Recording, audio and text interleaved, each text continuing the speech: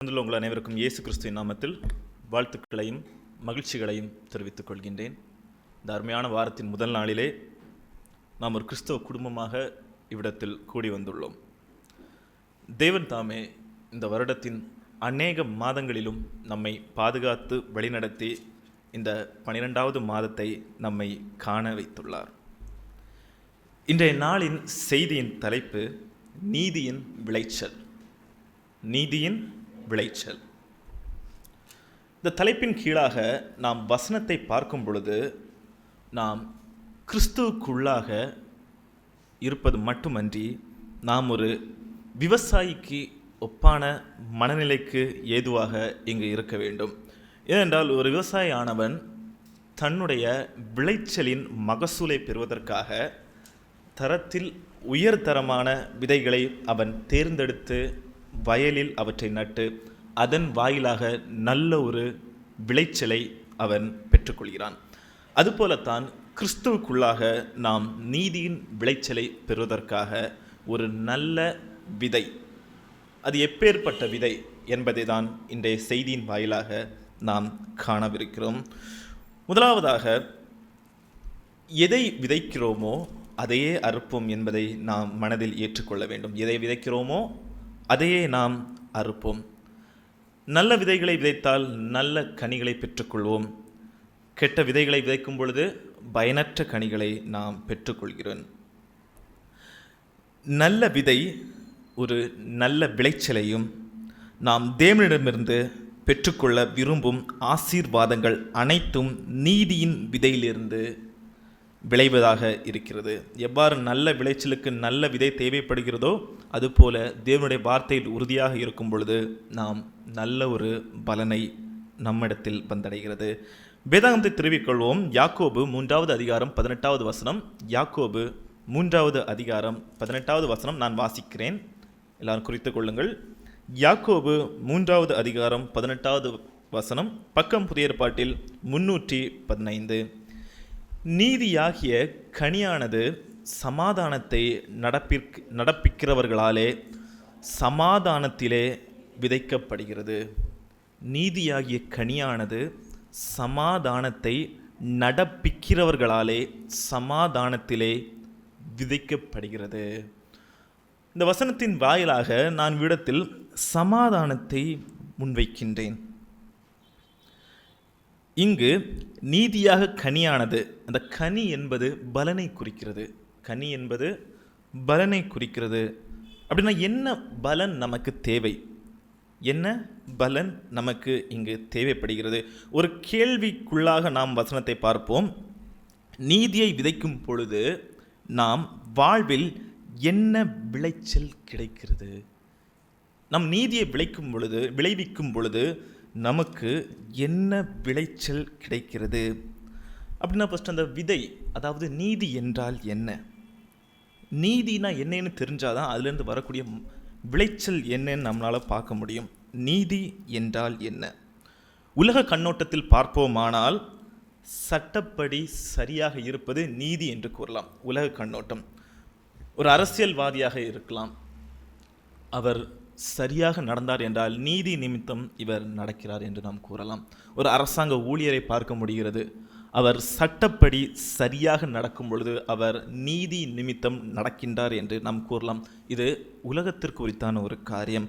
அதை தாண்டி நாம் போகும் பொழுது வேதத்தின் கண்ணோட்டத்தில் நாம் பார்க்கும் பொழுது தேவனுக்கு உகந்தவராக இருப்பது, அவருடன் சரியான உறவில் இருப்பது, இது நீதி என்று நாம் கூறலாம். தேவனுக்கு உகந்தவராக இருப்பதும் அவருடன் சரியான உறவில் இருப்பதுமாக இருக்கிறது. ஸோ உலக கண்ணோட்டத்தையும் பார்த்தோம், வேதத்தின் கண்ணோட்டத்தையும் பார்த்தோம். இந்த உலக கண்ணோட்டம் மேலும் இந்த வேதத்தின் கண்ணோட்டத்திற்கு இடையாக இந்த நீதி எப்பொழுது தவறப்படுகிறது என்றால், பாவம் எண்ணக்கூடிய ஒரு காரியம் உள் வரும் பொழுது உலக கண்ணோட்டத்திலும் சரி வேதத்தின் கண்ணோட்டத்திலும் சரி இந்த நீதி சற்றே தவறுகிறது. ஒரு அரசாங்க ஊழியரிடத்தில் பாவம் வருகிறது என்றால் அவரால் அதற்கு பின்பதாக நீதியின்படி நடக்க முடியுமான்னு கேட்டால் கட்டாயம் முடியாது.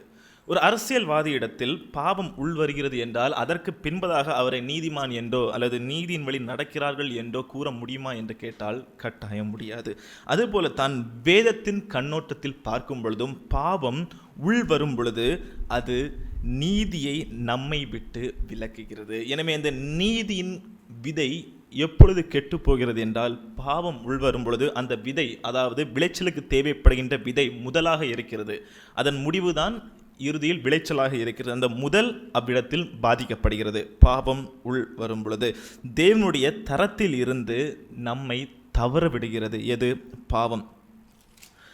நம்ம ஒரு மேப் போட்டு நடக்க தொடங்கினோன்னா அது சரியான இடத்துல நம்ம கொண்டு செல்லணும்னா அதனுடைய பாதை, அந்த மேப்பை சரியாக ஃபோக்கஸ் பண்ணி பார்த்து போய்கிட்டே இருக்கணும். எப்பொழுது பாவம் உள் வருகிறதோ அப்போ அந்த நீதிங்கிற மேப்பை நம்ம கொஞ்சம் தவற விடுறோம். தவற விட்டால் என்ன ஆகிறோம்னா வழி மாறி போயிடுவோம். எனவே பாவம் உள்வரும் பொழுது அது உலக கண்ணோட்டத்தையும் பாதிக்கிறது, வேதத்தின் கண்ணோட்டத்தையும் பாதிக்கிறது. அப்போ அந்த பாவத்திலிருந்து எப்படி வெளிவர வேண்டும், பாவத்திலிருந்து நாம் எவ்வாறு விடுதலை அடைய வேண்டும் என்பதும் வேதாந்தத்தில் அழகாக கூறியிருக்கிறது. ரோமர் புத்தகத்தை நாம் திருப்பிக் கொள்ளலாம். ரோமர் புத்தகத்தை எல்லோரும் திருப்பிக் கொள்ளுங்கள். ரோமர் 3வது அதிகாரம். இந்த பாவம் உள்ள வந்து நம்ம அந்த நீதி பாதிக்கப்படுதுன்னா அதிலிருந்து நம்ம எப்படி விலகி தப்பிக்க முடியும்னு அழகாக கூறியிருக்கிறாங்க. ரோமர் 3வது அதிகாரம் 22வது வசனத்தை நான் வாசிக்கின்றேன், அனைவரும் குறித்துக் கொள்ளுங்கள். ரோமர் 3வது அதிகாரம் 22வது வசனம். அது இயேசு கிறிஸ்துவை பற்றும் விசுவாசத்தினாலே பலிக்கும் தேவ நீதியே. விசுவாசிக்கிற எவர்களுக்குள்ளும் எவர்கள் மேலும் அது பலிக்கும் வித்தியாசமே இல்லை. அது இயேசு கிறிஸ்துவை பற்றும் விசுவாசத்தினாலே பலிக்கும் தேவ நீதியே. இயேசு கிறிஸ்துவை பற்ற வேண்டும்னு சொல்லியிருக்காங்க. இயேசு கிறிஸ்துவை பற்றணும். இயேசு கிறிஸ்துவை எப்படி பற்ற முடியும்? மரத்தை கொடி பற்றிக்கிட்டு வளர்றதை பார்த்துருக்கீங்களா? அதை அப்படியே பற்றிக்கொள்ளும். அந்த மரத்தை பற்றி கொண்டு அதற்கு உள்ளாக இருக்கக்கூடிய சத்துக்களை உறிஞ்சு அந்த கொடி மரத்தை சுற்றி வளர்றதை நம் வேலிப்புறங்களிலோ அல்லது வயல்வெளிகளோ பார்க்க முடியும். ஒரு மரம் நல்லா வளர்ந்துருக்குன்னா அதற்கு சம்பந்தமில்லாத ஒரு கொடி அதை சூழ்ந்துருக்கும். அந்த கொடி அதற்கு தேவைப்படக்கூடிய சத்தை எதிலிருந்து எடுக்குதுன்னா அந்த மரத்துடைய சத்திலிருந்து தான் எடுக்கிறது. அவ்வாறாக நாம் இயேசு கிறிஸ்துவை பற்றி கொள்ளும் பொழுது நமக்கு தேவைப்படக்கூடிய அந்த வார்த்தைகளை எங்கிருந்து உறிஞ்சி எடுக்கணும்னா தேவனிடத்திலிருந்து தான் நாம் உறிஞ்சி எடுக்க வேண்டும். இயேசு கிறிஸ்துவின் இடத்திலிருந்து நாம் உறிஞ்சி எடுக்க வேண்டும். அப்படிப்பட்ட ஒரு கொடியாக நாம் இருக்க வேண்டும். அவருக்குள்ளான பண்புகளை உறிஞ்சி எடுக்கக்கூடிய ஒரு கொடியாக இருக்க வேண்டும். அவருக்குள்ளாக இருக்கக்கூடிய வார்த்தைகளை உறிஞ்சி எடுக்கக்கூடிய ஒரு கொடியாக நாம் அவரை பற்றி கொள்ள வேண்டும். அவ்வாறாக பற்றி கொண்டு வளரும் கிறிஸ்தவன் தன்னுடைய வாழ்வில் அவன் சமமான உச்சத்தை அடைவான். தன்னுடைய வாழ்வில் அவன் தேவைக்கு ஏற்ற வளர்ச்சியை அடைவான். அது என்ன தேவைக்கு ஏற்ற வளர்ச்சி? அப்படி என்றால் தேவைக்கு ஏற்றதல்லாத வளர்ச்சி என்னன்னு பார்த்தா, ஒரு கிறிஸ்தவன் தனக்கு தேவையான காரியங்களை கேட்கும் பொழுது தேவன் அதை தேவைப்படக்கூடிய நாளடைவில் அவனுக்காக செய்து கொடுப்பார். அது தேவையான வளர்ச்சியாக இருக்கிறது. தேவைக்கற்ற காரியங்கள் மீது ஒரு கிறிஸ்தவனுக்கு ஆசை வரும் பொழுது அது தேவையற்ற காரியங்களாகவே மாறிவிடுகிறது. அவனுடைய வளர்ச்சி அவ்விடத்தில் பாதிக்கப்படும். எனவே தேவைக்கேற்ற வளர்ச்சி எதுவென்று நாம் புரிந்து கொள்ள வேண்டும். அன்றாட வாழ்வில் நமக்கு தேவைப்படக்கூடிய அநேக காரியங்கள் மீது நாம் கொள்ளும் ஆசை தேவைக்கேற்ற ஒரு வளர்ச்சிக்கு ஏற்பாக இருக்கும். தேவையற்ற காரியங்கள் மீது கொள்ளும் ஒரு ஆசை தவறான வழியில் நம்மை கொண்டு செல்லும். ஏனென்றால் ஒரு மனிதனுக்குள்ளாக பாவம் எப்பொழுது வரும் என்று கேட்டால் அது ஆசையின் வாயிலாகத்தான் வரும். பாவம் வரக்கூடிய வாசலின் பெயர் ஆசை. அந்த ஆசை என்கிற வாசல் எப்பொழுது துறக்கப்படுகிறதோ அதன் வழியாக பாவம் உள் நுழைகிறது. எனவே உலக கண்ணோட்டமும் பாவத்தினால் பாதிக்கிறது, வேதத்தின் கண்ணோட்டமும் பாவத்தினால் பாதிக்கிறது. அந்த பாவம் உள் நுழையக்கூடிய வாசல் ஆசையாக இருக்கிறது. மனிதனுக்குள்ளாக ஆசை எழும் பொழுது அது நீதியின் விளைச்சலை கெட்டுப்போக செய்கிறது. நல்ல விளைச்சல் இருக்கணும்னா அந்த நிலத்தில் தேவையில்லாமல் வளரக்கூடிய கிளைகளை அறுத்தெறிய வேண்டும். அந்த கிளைகளை அறுத்தெறியாமல் நாம் அதை வளர விடும் பொழுது அது நீதியின் விளைச்சலை பாதிக்கிறது. நாம் நமக்குள்ளாக ஆசைகளை கட்டி போடாமல் அதை அதன் இஷ்டத்திற்கு வளர விடும் பொழுது அது மனிதர்களுக்குள்ளாக இருக்கக்கூடிய ஆவிக்குறித்தான விளைச்சலை பாதிக்கிறது. ஆசை எப்பொழுது மனிதனுக்கு வருகிறதோ அப்பொழுதே அவன் பாதை மாறத் தொடங்குகிறது. நாம் வேதாகமத்தை புரட்டி பார்த்தால் அநேக நபர்களை அங்கு பார்க்க முடிகிறது. அவர்கள் பிதாவின் வார்த்தையை கேட்டும் அவர் கூறிய அநேக காரியங்களையும் ஆசையின் காரணத்தினால் தட்டி போட்டவர்களாக இருக்கிறார்கள். அதற்குரிய பலனையும் அவர்கள் அடைந்திருக்கிறார்கள். எனவே பாவத்திலிருந்து விடுதலை வேண்டும் என்று பார்த்தால் இயேசு கிறிஸ்துவை விசுவாசிப்பதன் மூலம் கிடைக்கும் நீதி அது நம் செயல்களால் அல்ல, கிருபையினால் கிடைக்கிறது. மனித செயல்களால் அல்ல, கிருபையினால் கிடைக்கிறது. நான் அனுதினமும் பாவம் செஞ்சுக்கிட்டே இருக்கிறேன். பாவத்தினுடைய அளவு என்னிடத்தில் கூடிக்கொண்டே இருக்கிறது. இறுதி நாளில் நான் தேவனிடத்தில் மன்னிப்பு கேட்டு அந்த பாவத்திலிருந்து நான் மன்னிப்பை பெற்றுக்கொண்டு பரலோக ராஜ்யம் சென்று விடுவேன் என்னும் ஒரு வார்த்தை முட்டாள்தனமான ஒரு வார்த்தையாக இருக்கிறது. அது மனிதனுடைய செயலால் அல்ல, தேவனுடைய கிருபையால் கிடைக்கக்கூடிய ஒரு காரியமாக இருக்கிறது. இன்றைய நாளடைவில் மனிதனுடைய செயல் எவ்வாறாக இருக்கிறது என்றால், முன்கூட்டியே நான் கூறியது போல நான் அனுதினமும் பாவம் செய்து கொண்டே இருக்கிறேன். என்னிடத்தில் பாவத்தின் அளவு அதிகரித்து கொண்டே இருக்கிறது. ஆனால் இறுதி நாளில் நான் பிதாவினிடத்திலிருந்து மன்னிப்பை பெற்று நான் பரலோக ராஜ்யத்தை சென்றடைவேன் என்னும் ஒரு அர்த்தமற்ற வார்த்தையை மனிதர்கள் முன்வைத்து கொண்டு நடக்கிறார்கள். அது நடைமுறையில் சாத்தியமா என்று கேட்டால் கட்டாயம் அல்ல. மனிதனால் இருந்து கேட்கப்படும் மன்னிப்பிற்கு தான் மன்னிப்பு அளிக்கப்படும். இயேசு கிறிஸ்துவினுடைய கிருபையின் வாயிலாக கேட்கப்படும் மன்னிப்பிற்குத்தான் பாவத்திலிருந்து விலக்கு அளிக்கப்படுமே தவிர அனைத்து காரியங்களும் தெரிந்தே மனிதனால் செய்யப்படும் காரியங்களுக்கு என்றுமே மன்னிப்பு கிடைக்குமா என்று கேட்டால் கிடைக்காது. வேதாகமத்தை திருப்பிக் கொள்ளுங்கள். 2 கொரிந்தியர் 5வது அதிகாரம் 2 கொரிந்தியர் 5வது அதிகாரம் 21வது வசனத்தை நான் வாசிக்கின்றேன். பக்கம் புதிய ஏற்பாட்டில் 249வது பக்கம் 249வது பக்கம் 2 கொரிந்தியர் 5வது அதிகாரம் 21வது வசனம். நாம் அவருக்குள் தேவனுடைய நீதியாகும்படிக்கு பாவம் அறியாத அவரை நமக்காக பாவமாக்கினார். நாம் அவருக்குள் தேவனுடைய நீதியாகும்படிக்கு பாவம் அறியாத அவரை நமக்காக பாவமாக்கினார். பாவம் அறியாத அவர், இங்கே யாரை குறிப்பிட்டிருக்கிறார்கள் என்று பார்த்தால் இயேசு கிறிஸ்து.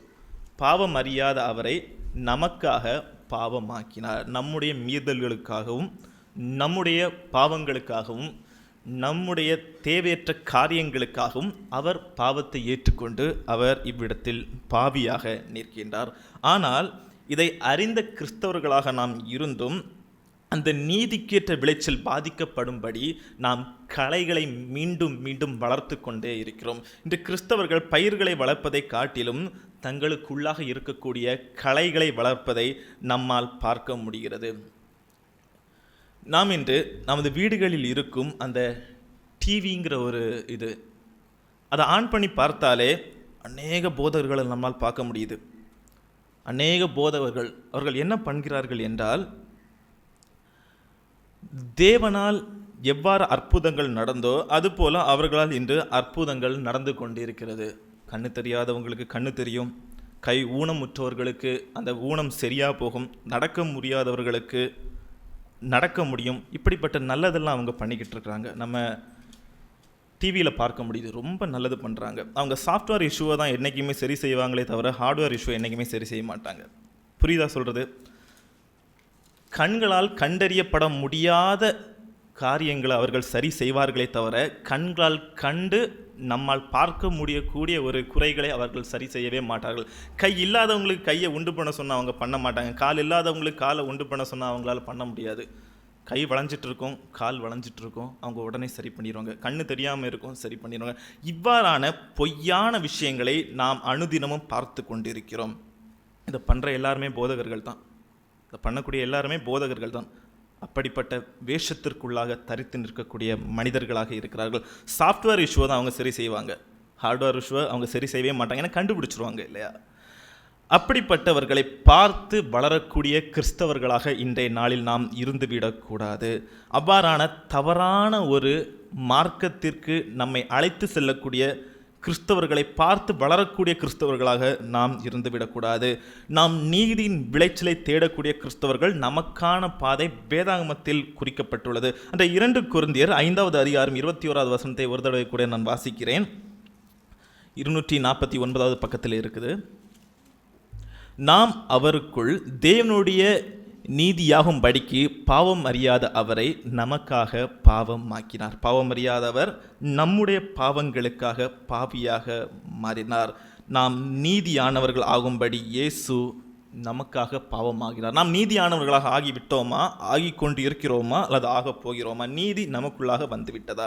நாம் இப்பொழுதுதான் நீதியின் விளைச்சலுக்காக அந்த விதையை நாம் மணலில் ஊனி இருக்கிறோம். இன்னும் அதில் விளைச்சல் வரவில்லை.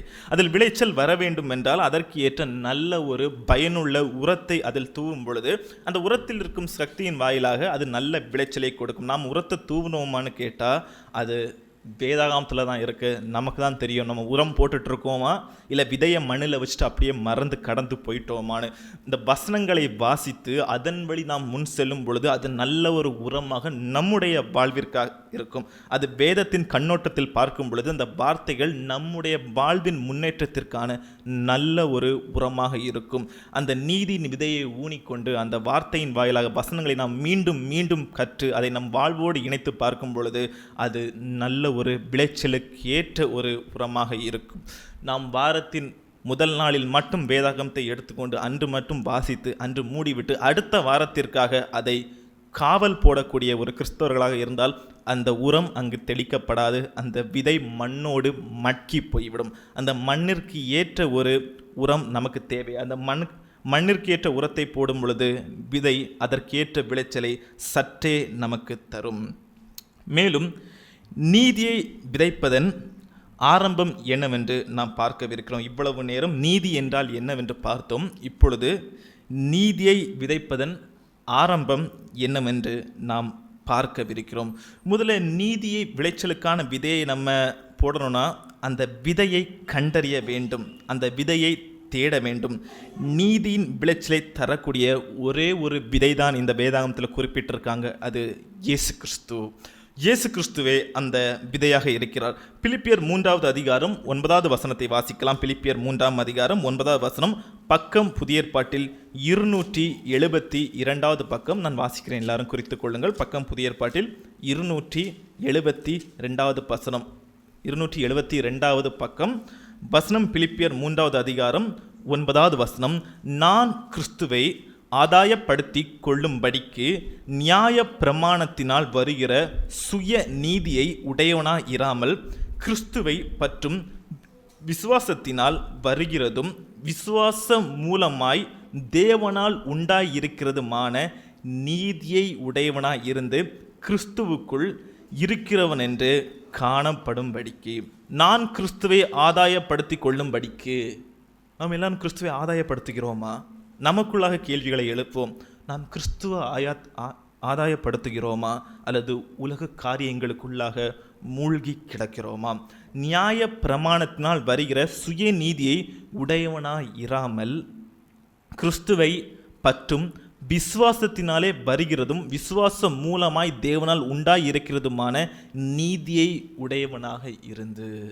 நாம் நீதிக்கு உரியவர்களாக இருக்கிறோமா அல்லது ஒரு காலை தேவனுக்குள்ளாக இருக்கக்கூடிய வார்த்தைகளின் மீது வைத்து மிதிக்கக்கூடிய நீதிக்கு புறம்பானவர்களாக இருக்கின்றோமா? இந்த நீதி என்பது தேவனால் வருகிறது. அதை நாம் பெற்றுக்கொள்ள வேண்டும் என்றால் நாம் தேவனுக்கு உரித்தவர்களாக இருக்க வேண்டுமே தவிர நாம் கடந்து வந்த பாதைகளை மீண்டும் மீண்டும் திரும்பி பார்த்து நமக்குள்ளாக கேள்விகளை எழுப்பி தேவனை விட்டு விலகக்கூடிய ஒருவர்களாக இருந்துவிடக்கூடாது. அந்த பிலிப்பியர் 3வது அதிகாரம் 9வது வசனத்தில் கூறியிருக்கிறது படி, கிறிஸ்துவுக்குள் இருப்பது நியாய பிரமாணத்தினால் வரும் நீதியை கொண்டிருக்கிறார். மன்னிக்கவும், கிறிஸ்துவுக்குள் இருப்பது நியாய பிரமாணத்தினால் வரும் நீதியை கொண்டிராமல் விசுவாசத்தினால் தேவனால் வருகிற நீதியை பெறுவதே ஆகும். அப்படி என்றால் விசுவாசத்தின் வாயிலாக நாம் தேவனிடத்திலிருந்து பெற்றுக்கொள்ள வேண்டிய நீதி என்ன? விசுவாசத்தின் வாயிலாக நாம் தேவனிடத்திலிருந்து பெற்றுக்கொள்ள வேண்டிய நீதி என்ன? கிறிஸ்துவுக்குள்ளாக வரும்பொழுது ஒரு விசுவாசம் இருக்கும், ஒரு அதிகப்படியான விசுவாசம் இருக்கும். தேவன் மீது கொண்ட ஒரு நம்பிக்கையாக அது இருக்கும். அது நாளடைவில் சற்றே குறைவு பெறும். ஏனென்றால் கிறிஸ்தவ பாதை என்பது ஒரு கஷ்டமான கல்லும் முள்ளும் நிறைந்த ஒரு பாதையாக இருக்கிறது. கிறிஸ்துவுக்குள்ளாக வரும் பொழுது கொண்டுள்ள அநேக ஆசைகளும் அங்கு தவிடு பொடியாக உடைக்கப்படும். ஏனென்றால் கிறிஸ்தவ மார்க்கம் ஒரு கடினமான மார்க்கம். அதை பற்றி முழுவதுமாக அறியாமல் நாம் கிறிஸ்துவுக்குள்ளாக வரும் பொழுது அதன் தாக்கம் மிகவும் அதிகமாக இருக்கும். எனவே கொஞ்சம் கல்மனதோடு கூட தான் நாம் கடந்து கொள்ள வேண்டி இருக்கிறது. இந்த வார்த்தைகளை கேட்க வேண்டி இருக்கிறது. கிறிஸ்துவுக்குள்ளாக கொண்ட அந்த முதல் பாதை மார்க்கம் மிகவும் மோசமாக இருக்கும். அநேக கஷ்டங்களை நாம் அங்கு சந்திக்க வேண்டி இருக்கும். அநேக துன்பங்களையும் அநேக இன்னல்களையும் நாம் அங்கு சகித்து கொள்ள வேண்டிய ஒரு சூழல் வரலாம். எனவே கிறிஸ்தவ பாதை என்பது ஒரு எளிதான பாதை. கிறிஸ்துவுக்குள்ளாக வருவது மிகவும் இயல்பான ஒரு காரியம். கிறிஸ்தவ மார்க்கம் மிகவும் எளிமையான மார்க்கம் என்று ஒருவர் கூறுகிறார் என்றால் அங்கு நாம் ஜாக்கிரதையாக இருக்க வேண்டும். கிறிஸ்தவ மார்க்கம் எளிமையான மார்க்கம் அல்ல. கிறிஸ்தவ பாதை எளிமையான பாதையும் அல்ல. அங்கு அநேக கல்லும் முள்ளும் கொண்ட பாதையாக இருக்கிறது. மன உறுதியோடு கூடத்தான் நம்மால் அதை தாண்டி வர முடியும். என கிறிஸ்தவர்கள் சற்றே மன உறுதியில் மிஞ்சியவர்களாக இருக்க வேண்டும். நாம் தேவனை பின்பற்ற வேண்டுமென்றால் அநேக வழிகளை தாங்கித்தான் ஆக வேண்டும். தாங்க முடியாத பட்சத்தில் இருந்தால் நாம் அதற்காக நம்மை தயார்படுத்தி கொள்ள வேண்டுமே தவிர அதையே காரணமாக காட்டி நாம் கிறிஸ்துவை விட்டு விலகி கொள்ளக்கூடாது. மேலும் விதையின் நடைமுறைகளை குறித்து நாம் பார்க்கவிருக்கிறோம். இவ்வளவு நேரம் நீதியை விதைப்பதன் ஆரம்பத்தை குறித்து பார்த்தோம். அதற்குள்ளாக இப்பொழுது விதையின் நடைமுறைகளை பார்க்கவிருக்கிறோம். இது ஒரு 3 நடைமுறைகளை கொண்டிருக்கிறது. மனம் திரும்புதல், விசுவாசம், ஞானஸ்தானம் என்ன சொல்லக்கூடிய ஒரு 3 விதையின் நடைமுறைகளை குறித்து நாம் இப்பொழுது பார்க்கவிருக்கிறோம். மனம் திரும்புதல். எதிலிருந்து மனம் திரும்ப வேண்டும்? இந்த மனம் திரும்புதல் என்று பார்த்தால் அநேகர் கிறிஸ்துவிலிருந்தே மனம் திரும்பி விடுகிறார்கள். நான் அதை முன்வைக்கவில்லை. நாம் நம்முடைய பழைய வாழ்வில் இருந்து மனம் திரும்பி கிறிஸ்துவுக்குள்ளாக வரக்கூடிய காரியத்தை நான் முன்வைக்கின்றேன். அவ்வாறாக மனம் திரும்பியதற்கு பின்பதாக பின்னோக்கி பார்ப்பது கூடாத ஒரு காரியமாக இருக்கிறது. ஆனால் இன்றைய கிறிஸ்தவர்கள் கிறிஸ்துவிடமிருந்தே மனம் திரும்பி விடுகிறார்கள். நான் ப்ரேயர் பண்ண எனக்கு அது கிடைக்கல, நான் வேண்டிக் கொண்ட காரியம் எனக்கு கிடைக்கல, என் குடும்பத்தில் அனுதினமும் பிரச்சனையாக இருக்கிறது, சபைக்குள்ளாக வர எனக்கு மனம் வேதனையாக இருக்கிறது, எனவே நான் சபைக்கு வருவதை விட்டுவிடவிருக்கிறேன் என்று கிறிஸ்துவில் இருந்தே மனம் திரும்பி விடுகிறார்கள். அது கூடாத காரியமாக இருக்கிறது. நாம் ஏற்கனவே மனம் திரும்பிதான் தேவனுக்குள்ளாக வந்துள்ளோம். மீண்டும் ஒரு மனம் திரும்புதல் என்பது ஒரு கூடாத காரியம். அதை நாம் சற்றே தவிர்க்க வேண்டும். மேலும் விசுவாசம். எதன் மீது விசுவாசம் இருக்க வேண்டும்? புவி குறித்தான காரியங்கள் மீது விசுவாசம் இருக்க வேண்டுமா? வேதத்திற்குள்ளாக விசுவாசம் இருக்க வேண்டுமா?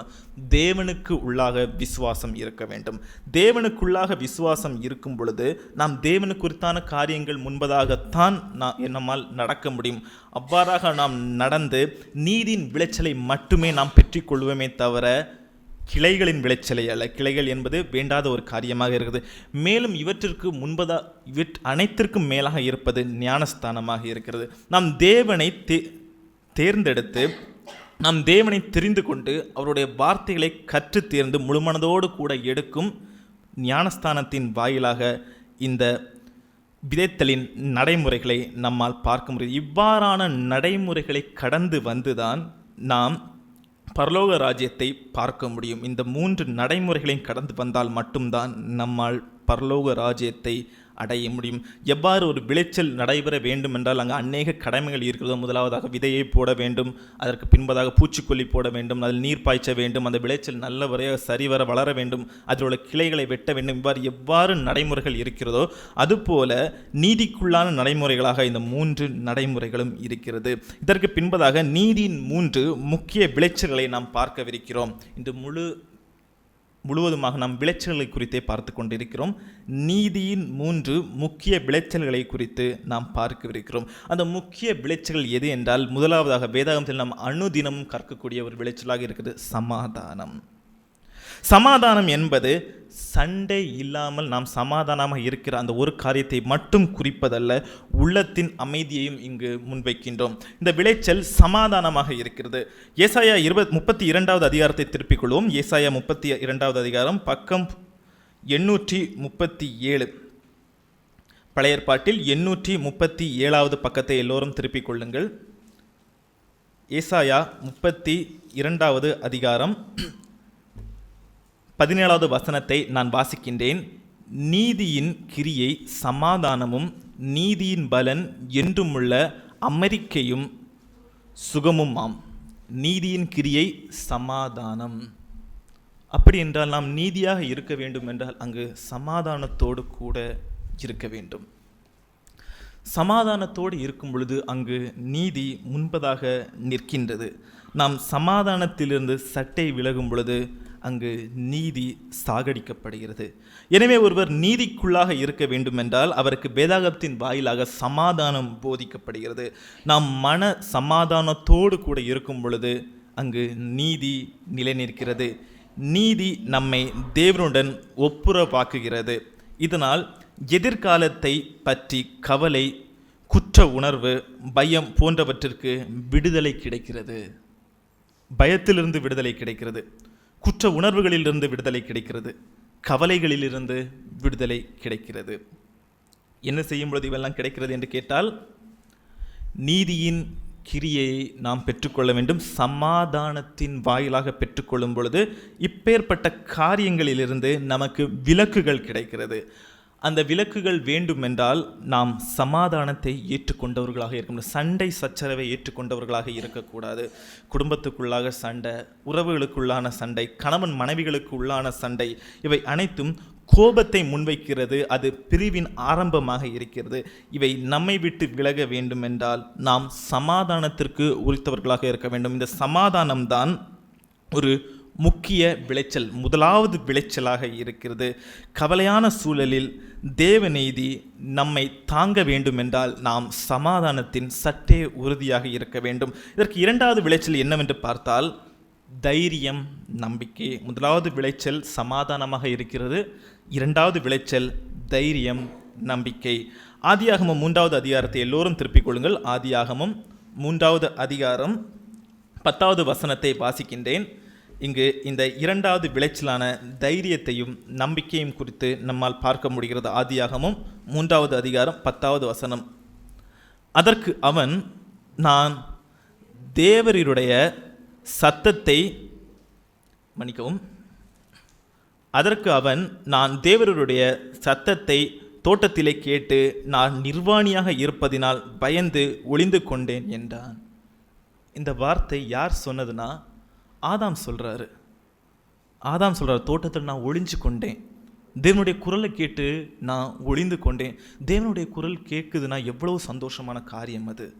நம்மால் தேவனுடைய குரலை இன்னைக்கு வரைக்கும் கேட்க முடியலை. நம்மால் இன்னைக்கு வரைக்கும் தேவனுடைய குரலை கேட்க முடியல. வேதாகமத்தின் வாயிலாகத்தான் அவரை கற்றுக்கொண்டுள்ளோம். ஆனால் ஆதாமுக்கு அந்த வாய்ப்பு கிடைக்குது. தேவனுடைய குரல் அவருக்கு காதில் கேட்குது, ஆனால் அவரால் வெளியே வர முடியல, ஒளிஞ்சிக்கிட்டு இருக்கிறாரு. அங்கே தைரியம் இல்லை, நம்பிக்கை இல்லை. அது ஏன் இல்லைன்னு பார்த்தா பாவம் இருக்குது. அந்த இடத்துல பாவம் இருக்குது. பாவம் தைரியத்தை குறைக்குது, பாவம் நம்பிக்கையை குறைக்குது. ஆதாம் தேவன் செய்யக்கூடாதுன்னு சொன்ன ஒரு செயலை செஞ்சிட்டாரு. அதனால் அங்கே பாவம் உள் வந்துட்டு, பாவம் உள்ளாடி வந்ததுனால அவரால் வெளியே வர முடியலை. பாவம் நம்மை மறைத்து கொள்ள செய்கிறது, ஆனால் நீதி தைரியத்தை தரும். அங்கே பாவம் இருந்துச்சு, அதனால்தான் ஆதாம் தன்னைத்தானே மறைத்து கொண்டார். ஆனால் அந்த இடத்துல நீதி இருந்திருந்துன்னா அவர் முன்னே வந்திருப்பார். முதல் மனிதனாகிய ஆதாமிட்ட பாவம் இருந்தது, அவர் தம்மைத்தாமே மறைத்து கொண்டார். தைரியமான விஷயங்களை அவளால் செய்ய முடியலை. எப்பொழுது பாவம் உள்வருகிறதோ அப்பொழுது தைரியமும் நம்பிக்கையும் அங்கு சுக்குநூறாக உடைக்கப்படுகிறது. அன்று ஆதாமிற்கு நடந்த அதே காரியங்கள் தான் இன்று அநேக கிறிஸ்தவர்களுக்குள்ளாக நடக்கிறது. பாவம் உள்வரும் பொழுது அவர்களுடைய தைரியமும் அவர்களுடைய நம்பிக்கையும் உடைக்கப்படுகிறது. அதற்கு அவன், நான் தேவருடைய சத்தத்தை தோட்டத்திலே கேட்டு நான் நிர்வாணியாய் இருப்பதினால் பயந்து ஒளிந்து கொண்டேன் என்றால், அங்கே நிர்வாணின்னு சொல்கிறது அந்த துணி இல்லாத ஒரு நிலையை மட்டும் குறிக்கலை, அவருக்குள்ளாடி இருக்கக்கூடிய அந்த பாவத்தை குறிக்கிறது. அவர் பாவம் செஞ்சிட்டாரு, தேவனுக்கு முன்னால் வர முடியல, தன்னைத்தானே ஒழித்து கொண்டுள்ளார். இன்று கிறிஸ்தவர்களும் அநேக பாவத்திற்குள்ளாக விழுந்ததற்கு பின்பதாக அவற்றிற்கேற்ற மன்னிப்பை பெற்றுக்கொள்ளாமல் அவர்கள் தங்களை தாங்களே ஒழித்து வைத்து கொண்டிருக்கிறார்கள். சபைக்கு முன்பதாக ஒழித்து வைத்து கொண்டிருக்கிறார்கள். சபைக்குள்ளாக அவர்களால் வர முடியவில்லை. அவர்கள் மனம் உடைந்து ஒளிந்து நிற்கிறார்கள். அதற்கான பதில் வசனம் தருகிறது. அவர்கள் வசனத்தை மீண்டும் வாசிப்பதன் வாயிலாக அவர்கள் பாவத்திலிருந்து மன்னிப்பை பெற்றுக்கொள்ளலாம். ஆனால் ஆதாம் செய்த அதே தவறை அவர்களும் செய்து கொண்டிருக்கிறார்கள். அவர்கள் சபைக்கு முன்பதாக, தேவனுக்கு முன்பதாக, வசனங்களுக்கு முன்பதாக தங்களை தாங்களே ஒழித்து வைத்து கொண்டிருக்கிறார்கள். நீதிமொழி 28 திருப்பிக் கொள்ளலாம். நீதிமொழிகள் 28 பக்கம் பழைய ஏற்பாட்டில் 787 பக்கத்தை எல்லோரும் திருப்பிக் கொள்ளுங்கள். நீதிமொழிகள் 28 1வது வசனம் நான் வாசிக்கின்றேன். ஒருவனும் தொடராது இருந்தும் துன்மார்க்கர் ஓடிப்போகிறார்கள், நீதிமான்களோ சிங்கத்தை போல தைரியமாக இருக்கிறார்கள். ஒருவனும் தொடாது இருந்தும் துன்மார்க்கர் ஓடி போகிறார்கள். யாருமே பின்தொடரல, இருந்தாலும் அவங்க ஓடி போறாங்க. ஏன்னா அவர்கள் செய்த அந்த தவறுகள், மீறுதல்கள், குற்றங்கள் அவர்களுக்கு மட்டுமே தெரியும். நீதிமான்களோ சிங்கத்தை போல தைரியமாக இருக்கிறார்கள். இந்த கிறிஸ்தவர்கள் நீதிமான்களாக இருக்க வேண்டுமா? இல்லை என்றால் துன்மார்க்கர்களாக இருக்க வேண்டுமா? நாம் சபைக்கு முன்பாக வந்து நிற்கிறோமா? அல்லது சபையை விட்டு விலகி ஓடி எவ்வாறு ஆதாம் தன்னை மறைத்து கொண்டானோ அதுபோல மறைத்து கொண்டு இருக்கிறோமா? நாம் ஒருபோதுமே துன்மார்க்கரை போல ஓடி போகாமல் நீதிமான்களைப் போல சிங்கமே எதிர் நின்றாலும் அவற்றிற்கு எதிராக நிற்கக்கூடிய அந்த நீதிமான்களைப் போல நாம் இருக்க வேண்டும். கிறிஸ்தவர்கள் நீதிமான்களாக இருக்க வேண்டும். 1 யோவான் 3வது அதிகாரத்தை திருப்பிக் கொள்வோம். 1 யோவான் 3வது அதிகாரம் பக்கம் புதிய ஏற்பாட்டில் 328வது பக்கத்தை திருப்பிக் கொள்வோம். 328வது பக்கம் 1 யோவான் 3வது அதிகாரம் 21வது வசனத்தை நான் வாசிக்கின்றேன்.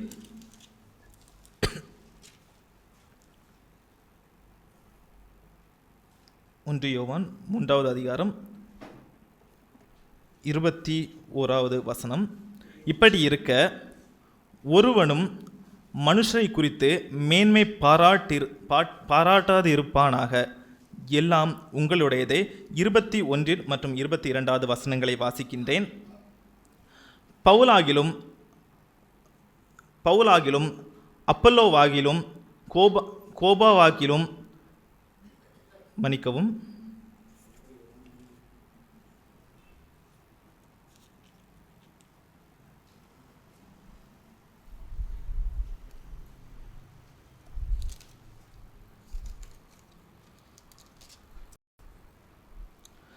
பிரியமானவர்களே, நம்முடைய இருதயம் நம்மை குற்றவாளிகள் என்று தீர்க்காதிருந்தால் நாம் தேவனிடத்தில் தைரியம் கொண்டிருந்து அவருடைய கற்பனைகளை நாம் கைக்கொண்டு அவருக்கு முன்பாக பிரியமானவைகளை செய்கிறபடியினால் நாம் வேண்டிக் கொள்ளுகிறதுவோ அதை அவராலே பெற்று கொள்ளுகின்றோம். பிரியமானவர்களே, நம்முடைய இருதயம் நம்மை குற்றவாளிகள் என்று தீர்க்காதிருந்தால், இங்கு இன்னொருத்தர் நமக்கு முன்பதாக நின்று நம்மை குற்றவாளி என்று கூற வேண்டாம். அவர்களுடைய இருதயமே அவர்களுக்கான சாட்சியாக இன்று இருக்கிறது. பிரியமானவர்களே, நம்முடைய இருதயம் நம்மை குற்றவாளிகள் என்று தீர்க்காதிருந்தால் நாம் தேவனிடத்தில் தைரியம் கொண்டிருந்து அவருடைய கற்பனைகளை நாம் கைக்கொண்டு அவருக்கு முன்பாக பிரியமானவைகளை செய்கிறபடியினால் நாம் வேண்டிக் கொள்ளுகிறதுவோ அதை அவராலே பெற்று கொள்ளுகின்றோம். நாம் வேண்டிக் கொண்ட அநேக காரியங்களை நாம் பெற்றுக்கொண்டோமா? நாம் வேண்டிக் கொண்ட காரியங்களை நாம் பெற்றுக்கொண்டோமா? அவருடைய மனசாட்சியை அவர்களுக்கு பதிலளிக்கின்றது. நம்முடைய மீறுதல்கள் என்ன, நம்முடைய குற்றங்கள் என்ன, நம்முடைய குறைகள் என்னவென்று நம்முடைய மனசாட்சிக்குத்தான் தெரியும். நீதியின் விளைச்சலை எதிர்கொண்டு காத்திருக்கும் நாம் அனைவருக்கும் தான் தெரியும். நாம் விளைய வைத்த அந்த பயிரானது சரியான பயிரா, சரியான விளைச்சலை தான் நாம் தேர்ந்தெடுத்திருக்கோமா? இல்லை என்றால் நீதிக்கு புறம்பான விளைச்சலை நாம் தேர்ந்தெடுத்து நாம் நடவு செய்துள்ளோமா? அது நம்முடைய மனசாட்சிக்கு மட்டுமே தெரியும். மனசாட்சிக்கு உண்மையாக இருந்து நாம் தேவனுடைய வார்த்தைகளை வாசித்து நமக்கு நாமே புத்தி சொல்லிக் கொள்வோம். நம்ம இன்னொருத்தர் புத்தி சொல்ல வரணும்னு அவசியம் அல்ல, இன்னொருத்தர் புத்தி சொல்ல வேண்டும் என்று அவசியம் அல்ல. நம்ம அனுதினமும் வேதாகமத்தை வாசிக்கின்றோம், வேதத்தில் உள்ள அநேக வசனங்களையும் கவனித்து கேட்கின்றோம். நமக்கு தேவையான புத்திகளை நாமே கேட்டுக்கொள்ளலாம், வேதத்தின் வாயிலாக, மற்றொரு நபரிடத்தில் இருந்து அல்ல.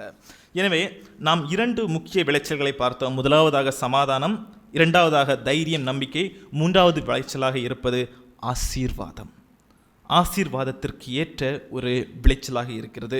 செழிப்பு என்பது பணத்தை மட்டும் குறிக்கிறது அல்ல, அது ஆவிக்குரிய உடல் ரீதியான மற்றும் நீதி செழிப்பையும் குறிக்கிறது. எனவே ஆசீர்வாதம் என்பது ஒரு செழிப்பை குறிக்கிறது. அந்த செழிப்பு என்பது உலகத்திற்குறித்தான இந்த பண செழிப்பை மட்டுமல்ல, ஆவிக்கு உரித்தான செழிப்பையும் கூட கூறுகிறது. அதை குறித்து இந்த வேதாகமத்தில் அழகாக கூறியிருக்கிறார்கள். சங்கீதம் 92 திருப்பிக் கொள்வோம். சங்கீதம் 92 12 தொடங்கி 14 முடிவதற்கான வசனங்களை நான் வாசிக்கின்றேன். சங்கீதம் 92 நாம் திருப்பிக் கொள்வோம். பக்கம் பழைய ஏற்பாட்டில் 729 பக்கம், 729 பக்கத்தை திருப்பிக் கொள்ளுங்கள். நான் வாசிக்கின்றேன். சங்கீதம் 92 12 தொடங்கி 14. நீதிமான் பனையைப் போல் செழித்து லியோனிலுள்ள கேதுருவைப் போல் வளர்வான். கர்த்தருடைய ஆலயத்திலே நட்டப்பட்டவர்கள் எங்கள் தேவனுடைய பிரகாரங்களில் செழித்திருப்பார்கள். கர்த்தர் உத்தமர் என்றும் என் கண்மலையாகிய அவரிடத்தில் அநீதி இல்லை என்றும் விளங்க பண்ணும்படி. நீதிமான் பனையைப் போல் செழித்து லிபனோனில் உள்ள கேதுருவைப் போல் வளர்வான். நீதிமானுடைய வளர்ச்சி பனைக்கு ஒப்பாக இங்கு கூறப்பட்டுள்ளது. நீதிமானுடைய வளர்ச்சி பனை மரத்திற்கு ஒப்பாக கூறப்பட்டுள்ளது. பனை மரம் எவ்வளவு வளர்ச்சியாக இருக்கும், எவ்வளவு உயரமாக இருக்கும். அந்த உயரத்தில் இருக்கக்கூடிய அந்த மரத்திலும் கனி உண்டு. அந்த கனிகள், என் பனை பழத்தை எல்லாருமே புசித்திருப்போம், மிகவும் தித்திப்பாக இருக்கும். அந்த மரத்திற்கு ஒப்பான ஒரு உயரத்தை யார் அடைவான்னு கேட்டால் நீதிமான் அடைவான். நீதிக்கு புறம்பாக நிற்கும் பொழுது நாம் வளர்ச்சியை பற்றி ஒரு கணம் கூட நம்மால் சிந்தித்து பார்க்க முடியாது. எனவே நீதிக்கு ஒப்பாக நாம் செல்லும் பொழுது அது பனைக்கு ஏற்ற ஒரு வளர்ச்சியை நம்முடைய வாழ்விலும் கொண்டு செல்லும். அந்த பனை அவ்வளவு உயரமாக இருந்தாலும் அது அவ்வளவு வலுவாக உறுதியாக அந்த காற்று அடிக்கும் பொழுதும் அது நிலையாக நிற்கும். பனைமரம் அவ்வளவு உயரமாக இருந்தாலும் அது நிலையாக நிற்கிறது. ஏனென்றால் அதன் வேர் அவ்வளவு ஆழமாக மணலுக்குள்ளாக காணப்படுகிறது. அதுபோலத்தான் நீதிமான் வார்த்தையின் வாயிலாக வளரும் பொழுது அவன் வளர்ச்சி அதிகமாக இருக்கும். அது எவ்வாறு பனைமரம் தன்னுடைய வேரை மணலுக்குள்ளாக ஊன்றி அது அவ்வளவு வலுவாக நிற்கிறதோ அதுபோல் நீதிமானுடைய வளர்ச்சியும் சரி, அவனுடைய வார்த்தைகளும் சரி, மிகவும் வலுவாக இருக்கும். எனவே வசனத்தின் வாயிலாகத்தான் நாம் வளர வேண்டுமே தவிர உலகத்திற்குத்தான காரியங்களுக்கு உள்ளாக அல்ல. அது நம்மை பாதாளத்தில் கொண்டு சேர்க்கும். நீதிமொழிகள் 11:28 கூட நான் வாசிக்கின்றேன். நீதிமொழிகள் 11:28 பக்கம் பழைய ஏற்பாட்டில் 772 பக்கத்தை நான் வாசிக்கின்றேன். எல்லோரும் குறித்து கொள்ளுங்கள். 772 பக்கம். தன் ஐஸ்வர்யத்தை நம்புகிறவன் விழுவான், நீதிமான்களோ துளிரை போல தழைப்பார்கள். முதல்ல நீதிமான்களை பனைமரத்திற்கு ஒப்பாக நாம் பார்த்தோம். இப்பொழுது தன் ஐஸ்வர்யத்தை நம்புகிறவன் விழுவான், நீதிமான்களோ துளிரை போல தழைப்பார்கள். நான் எப்பேற்பட்ட கோடீஸ்வரன், என்னிடத்தில் கோடிகள் உள்ளது, என்னிடத்தில் பணங்கள் உள்ளது, என்னிடத்தில் செல்வாக்குகள் உள்ளது என்று உலகத்திற்கு உரித்தான காரியங்களில் நம்பிக்கை கொண்டு முன்னிற்கக்கூடிய அநேக கோடீஸ்வரர்களுக்கும் வேதாகமத்தில் உள்ள ஒரே வார்த்தை, தன் ஐஸ்வர்யத்தை நம்புகிறவன் விழுவான், நீதிமான்களோ துளிரை போல தழைப்பார்கள். இந்த விளைச்சல்ல நீதிமான்கள் துளிரை போல வளர்கின்றனர், ஆனால் ஐஸ்வர்யவான்களோ அவ்விடத்தில் உடைந்து போகிறார்கள். இவ்வாறாக இந்த நீதியின் விளைச்சல் மிக அருமையான வார்த்தைகளை தேவனின் வாயிலாக நமக்கு பறைசாற்றுகிறது. இதன் வாயிலாக நாம் செல்லும் பொழுது நமக்கு ஏற்ற விளைச்சல் சற்றே அதிகமாக இருக்கும். அது நீதிக்கு உள்ளாக இருக்கும், அது வேதாகமத்தின் வழியாக இருக்கும், அது தேவனுடைய வார்த்தைகளை பெற்றதாக இருக்கும். எனவே நீதியிலே நாம் நிலைத்து நிற்க வேண்டும். இவ்வாறாக நீதியின் விளைச்சல் என்பது சமாதானம், தைரியம், ஆசீர்வாதம் எனக்கூடிய அநேக காரியங்களை உட்புகட்டியதாக இருக்கிறது. மேலும் நாம் ஏற்கனவே வாசித்த வசனத்தை ஒருமுறை கூட வாசிப்போம். யாக்கோபு 3வது அதிகாரம் 18வது வசனம். எல்லோரும் திருப்பிக் கொள்ளுங்கள். யாக்கோபு 3வது அதிகாரம் 18வது வசனம், பக்கம் புதிய ஏற்பாட்டில் 315வது பக்கம். 315வது பக்கம். இந்த வசனத்தை எல்லோரும் வாசிக்கலாம். யாக்கோபு 3வது அதிகாரம் 18வது வசனம். எடுத்தவர்கள் வாசிக்கவும். பக்கம் புதிய ஏற்பாட்டில் 315.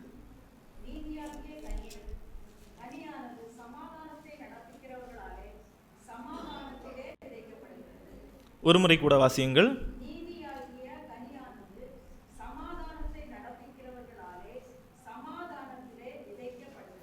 இதை ஏன் நான் மீண்டும் மீண்டும் வாசிக்க சொல்கிறேன்னா, அங்கே அருமையான ஒரு வார்த்தை இருக்குது. நீதியாகிய கனியானது சமாதானத்தை நடப்பிக்கிறவர்களாலே சமாதானத்திலே விதைக்கப்படுகிறது. அங்கே சமாதானம் முதன்மையாக நிற்கிறது. கோபம் என்னக்கூடிய ஒரு காரியம் எல்லாருக்குமே வரும். அந்த கோபம் உறவுகளை பாதிக்கும், அந்த கோபம் நட்பை பாதிக்கும், அந்த கோபம் நபர்களுடைய மனதினை உடைக்கும். எனவே தான் அந்த கோபத்தை நம்மை விட்டு விலக்கி இந்த வசனத்தின் வாயிலாக நீதியாகிய கனியானது சமாதானத்தை நடப்பிக்கிறவர்களாலே சமாதானத்திலே விதைக்கப்படுகிறது. சமாதானம் ஒரு உன்னதமான ஒரு செயல், உன்னதமான ஒரு வார்த்தை. அந்த குணாதிசயம் சமாதானம் எண்ணப்படக்கூடிய அந்த குணாதிசயம் நல்ல ஒரு காரியத்தை முன்வைக்கிறது. எந்த ஒரு நேரத்திலும் சமாதானமாக இருக்கும் பொழுது அது உறவுகளை வலுப்படுத்தும். அது தேவனுடைய வார்த்தைகளோடு கூட ஒன்றி போகும் பொழுது, அது வேதாகமத்தில் உள்ள வார்த்தைகளோடு கூட ஒன்றி போகும் பொழுது அது மனிதர்களுடைய வாழ்வை மேம்படுத்தும். எனவே சமாதானம் என்பது ஒரு தைரியமான சொல். அது ஒரு பயத்தை உண்டு பண்ணக்கூடிய சொல்லோ அல்லது ஒரு வெறுமையான சொல்லோ அல்ல. ஒருத்தர் சத்தம் எழுப்பினார நம்ம என்ன நினைக்கிறோன்னா அவர் மிகவும் ஸ்ட்ராங்கானவங்கன்னு. ஒருத்தர் சமாதானமாக போகிறாங்கன்னா மனிதர்களுடைய கண் பார்வையில் நம்ம என்ன நினைக்கிறோன்னா ரொம்ப வீக்கான நபராக இருப்பார்னா அப்படி அல்ல. சமாதானம் என்பது மிகவும் வலிமை நிறைந்த ஒரு சொல்லாக இருக்கிறது. சமாதானத்தை தனக்குள்ளாக உரித்தவர்களாக இருப்பவர்கள் மிகவும் வலிமையானவர்களாக இருக்கிறார்கள். எனவே நாம் இன்னமும் கிறிஸ்துவின் நீதியை பெறவில்லை என்றால் இன்று அவரை நம்முடைய இரட்சகராக ஏற்றுக்கொண்டு இதுவே நீதியின் முதல் விதை என்று நாம் எண்ணி பார்ப்போம். நாம் நீதியை விதைக்கும் கிறிஸ்தவர்களாக இருந்தால் கவலைகள், பயங்கள், அநீதியான செயல்கள் போன்றவற்றை விட்டு தொடர்ந்து கீழ்ப்படிதலையும் விசுவாசத்தையும் விதைத்து கொண்டே இருப்போம். அந்த கீழ்ப்படிதலும் விசுவாசமும் அனுதினமும் விதைக்கப்பட வேண்டிய ஒரு காரியமாக இருக்கிறது. மனிதனுக்குள்ளாக கீழ்ப்படிதல் வரும் பொழுது அவன் தேவனுடைய வார்த்தையில் நிலைத்து நிற்பான். கீழ்ப்படிதல் என்னும் செயல் நம்மை விட்டு விலகத் தொடங்கும் பொழுது தேவனுடைய வார்த்தைகளையும் சரி சபையையும் சரி நாம் சற்றே சபையை விட்டு விலகி செல்கிறோம். எனவே இந்த வார்த்தைகளை கைக்கொண்டு அனுதினமும் நாம் வசனத்தின் வாயிலாக நீதிக்குள்ளாக நிலைத்து நிற்போம். தேவன் தாமே இந்த வார்த்தைகள் அனைத்தையும் ஆசீர்வதிப்பாராக.